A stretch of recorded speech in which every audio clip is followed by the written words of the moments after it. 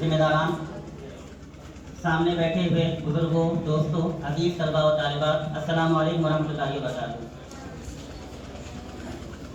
سیرت رسول کے حوالے سے کچھ باتیں کرنی ہیں۔ یہ بات آئی کہ موجودہ حالات میں سیرت رسول صلی اللہ علیہ وسلم سے ہمیں کیا رہنمائی حاصل ہوتی ہے، اس کے تعلق سے بہت قیمتی گفتگو ہم سب نے سماعت فرمائی۔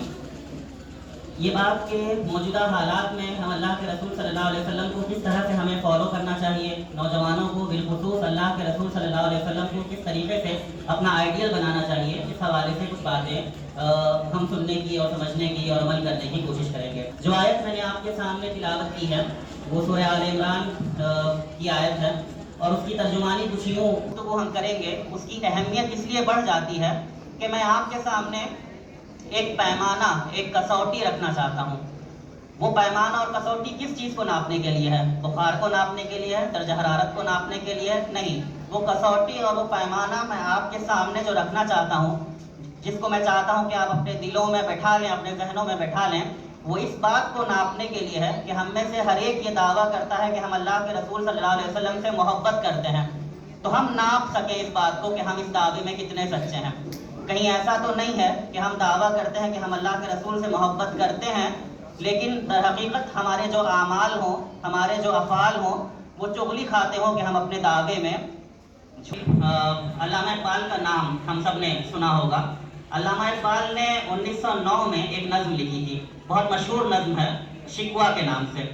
اس نظم کی تھیم یہ ہے کہ علامہ اقبال نے اس نظم میں مسلمانوں کی طرف سے اللہ سے شکوہ کیا تھا، اللہ سے شکایت کی تھی، اور وہ ساری باتیں کی تھی جو ہمارے ذہنوں میں آتی ہیں۔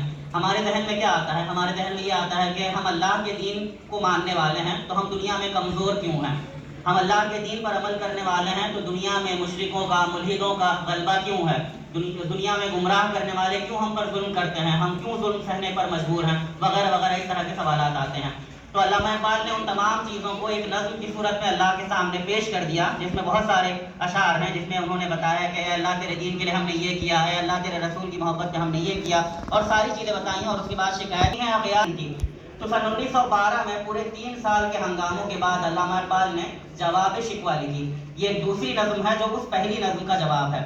یہ جواب انہوں نے ایسا لکھا کہ جیسے اللہ تعالیٰ اپنے بندوں سے مخاطب ہے اور یہ بتا رہا ہے کہ تم نے کیا کیا غلطیاں کی ہیں، کہاں کہاں غلطیاں کی ہیں۔ اس نظم میں یہ بات آتی ہے، اللہ تعالیٰ کی طرف سے یہ جواب ملتا ہے مومنوں کو کہ تم جو شکایت کر رہے تھے کہ ہم نے قربانیاں دی ہیں، ہم نے دین کے لیے کیا ہے، وہ کیا، وہ سب تمہارے اسلاف نے کیا تھا، اور جب تمہارے اسلاف نے دین کے ساتھ وفاداری کی تھی، اللہ کے رسول سے محبت کی تھی، قرآن کو فالو کیا تھا، اور اللہ کے رسول سے محبت اور قرآن کو فالو کرنے کے جو تقاضے ہیں ان تقاضوں کو پورا کیا تھا، تو ہم نے انہیں غلبہ دیا تھا، وہ پوری دنیا کے قائد اور امام بن کر دنیا پر چھا گئے تھے۔ لیکن آج جو تمہارا حال ہے وہ حال یہ ہے کہ وہ معزز تھے زمانے میں مسلمان ہو کر، اور تم خوار ہو تارک قرآن ہو کر۔ کہ وہ تو زمانے میں معزز تھے، وہ مسلمان تھے، اسلام پر عمل کرتے تھے، اللہ کے رسول سے محبت کرتے تھے، قرآن کو فالو کرتے تھے۔ تم خوار ہو کیونکہ تم نے قرآن کو چھوڑ دیا ہے، تم خوار ہو کیونکہ تم نے نبی کے راستے کو چھوڑ دیا ہے، نبی سے محبت کرنا چھوڑ دیا ہے، اس محبت کے تقاضوں کو ادا کرنا چھوڑ دیا ہے۔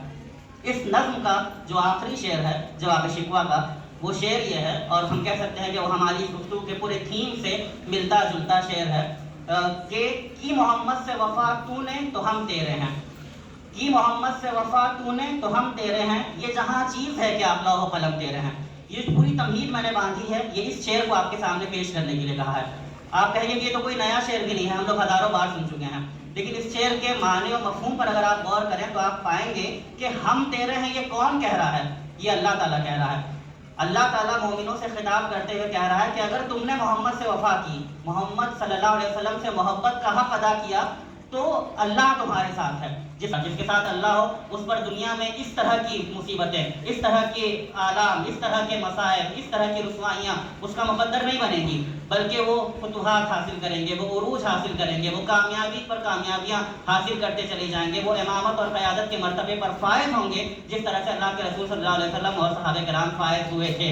لیکن آج جو ہمارے ساتھ مسائل ہیں وہ اس وجہ سے ہے کہ ہم उस मोहब्बत के हक अदा नहीं कर रहे हैं। तो कहा गया कि मोहम्मद से वफा तो हम तेरे हैं, ये जहाँ चीज़ है, क्या दुनिया की क्या बात करते हो, लौह कलम तेरे हैं, तकदीर तुम्हारे हाथ में कि जैसा तुम करोगे वैसा दुनिया होती चली जाएगी। दुनिया को जिस तरह से लीड करोगे दुनिया लीड होती चली जाएगी। दुनिया को जो रुख दोगे तुम वो रुख दुनिया इख्तियार करती चली जाएगी।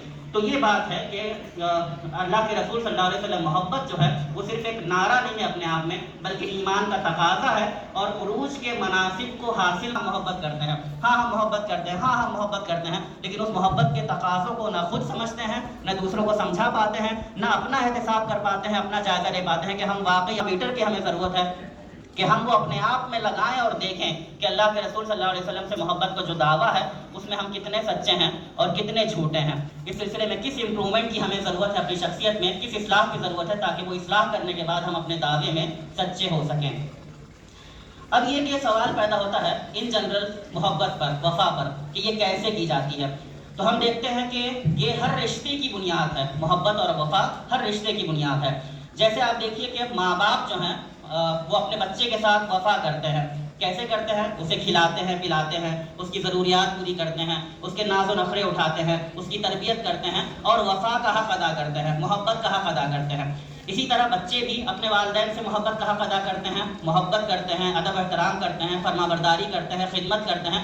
दोनों तरफ से वफ़ा जो है वो निभाई जाती है, माँ बाप अपने बच्चे से, बच्चे अपने माँ बाप से।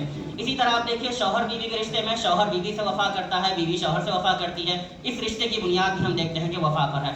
भाई बहन से, बहन भाई से, हर रिश्ते की, दो दोस्त आपस में वफ़ा करते हैं, वफ़ादारी करते हैं, तब वो रिश्ता स्ट्रांग होता है, तब वो रिश्ता जो है वो आगे बढ़ता है, मजबूत बुनियादों पर उस्तवार होता है।